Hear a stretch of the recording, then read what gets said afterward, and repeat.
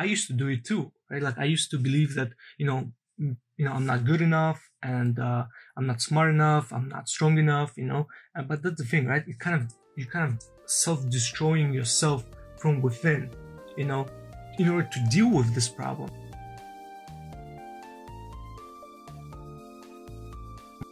Hello everyone, and welcome to the Shape of Flower podcast. My name is Farrukh Sultanov and I'm your host, and this is Daler Sultanov, your co-host.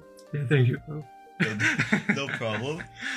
So today we're going to be reviewing this really good book that you have recommended. It's called The Power of Positive Thinking by Norman Vincent Peale. Now we'll be going over the lessons, like the major takeaways of the book. Basically like major 3 lessons of the book. So in your opinion, what's the first lesson that we should be going over? Okay, so the first lesson is basically is talking about belief. You have to believe in yourself, and you have to visualize like your goals, and you have to kind of like step back and look at the big picture. And because like sometimes we have these problems, and they seem huge, right? Yeah. But once you step back, you put everything into perspective, right? You understand that these problems, they're like just drops in a huge ocean. So let me get back to you, right? Like on this concept, because like we're talking about believing in yourself and visualizing your goal. What do you think is one of the causes of why like people don't necessarily believe in this in themselves? Is it doubt that they won't succeed, or like what's one of the causes, and how can people kind of resolve that? It's honestly, it's a very good question. And it's very, the answer to this question is very complex, and you really need to go into the depth of every person. Yeah. But general themes and general things that I can, I can see. I don't know even where to start, because look, every person will be probably have some sort of slightly different issues and problems, right? But if you think about it on kind of in general, you will see that generally speaking, we do live in a busier world, right? World is faster. We have more information than just take for example, take our parents and take us. I feel like different worlds, right? When they were growing up, they didn't have internet. They didn't have television. Maybe they did have television. Okay, maybe I'm exaggerating here. They did have the television, okay? But my God, now we have you name it. We have Disney, we have Netflix, we have Amazon, have HBO, and we have it's just television and television, right? But we have internet. I'm not even talking about internet, ways to socialize, like Facebook, Instagram, Twitter. Social media is we're overwhelmed with amount of information that we process on a daily basis, and I feel like that's kind of one of the big things that kind of stopping us or preventing us to fulfill our full potential. Yeah. Because look, when let's say you come from an average family, right, with average income. Yeah.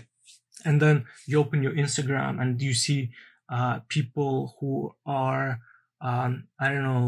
driving on Mercedes and Bugattis, and not even Mercedes. Well, who cares about Mercedes? Like a BMW or something like that. Not even BMW, it's Bugattis, those very expensive cars. And then you kind of comparing your own life, you kind of get discouraged.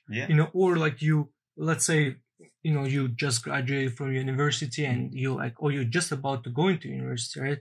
And then you apply for jobs, and then, finally you get your paycheck, and then you look at the, if you're lucky, thousands of dollars, but if you're not lucky, just hundreds of dollars, right? And you're like, man, how can I can't even afford,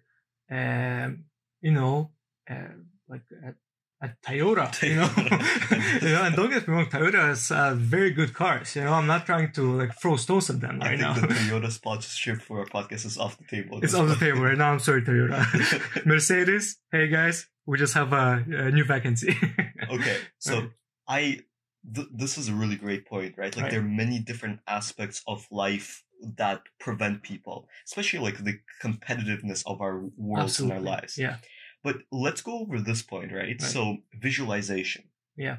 From the very beginning, in terms of like when I did wrestling, right? Like you always told me to visualize me standing and like winning the tournament, or me like winning my opponent and all that stuff.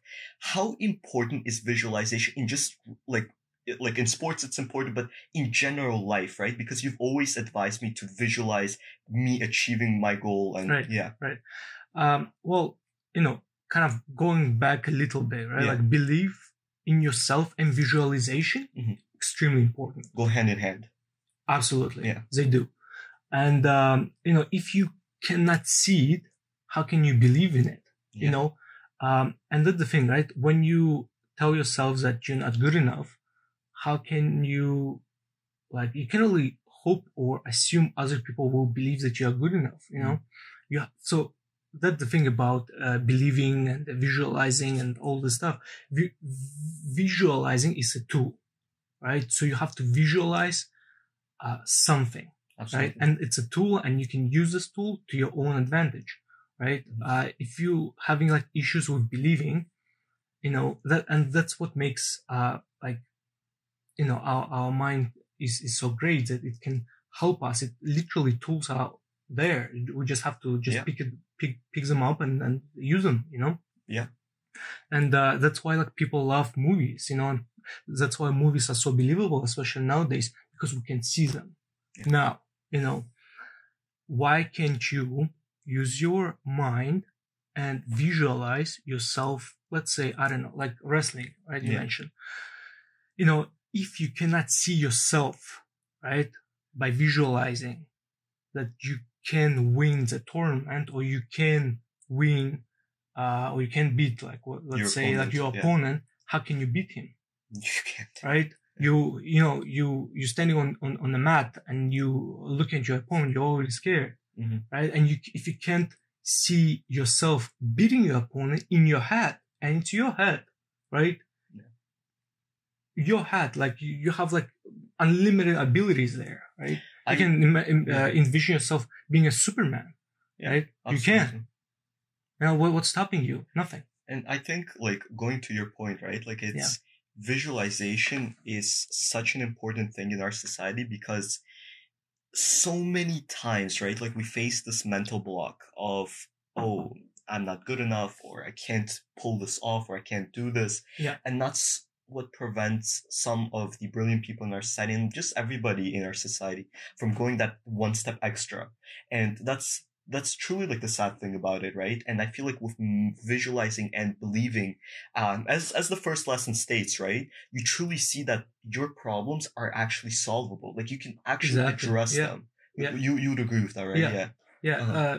You know, like I feel, I'll be honest with you, right? And I feel you agree with me on that point. I believe every single person on this planet is unique.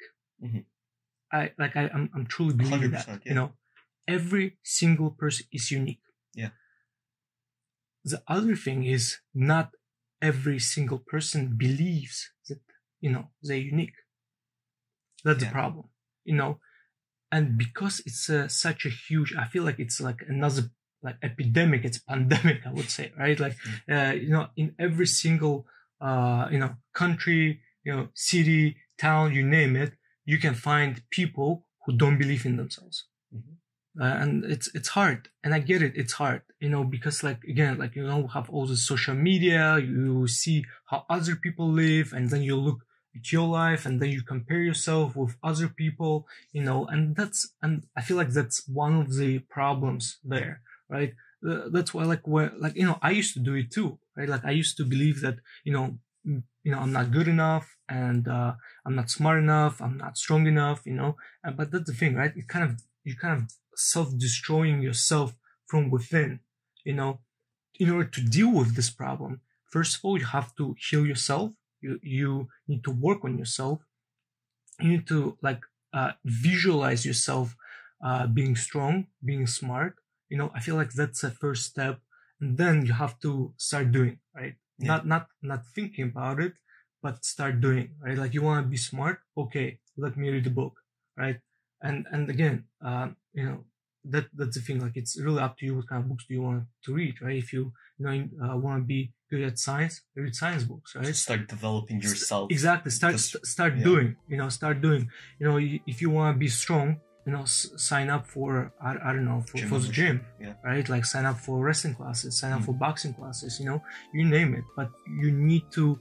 First step is to believe and visualize, and second step is to actually do something about it and start working towards your goals. Absolutely. And I think we'll end it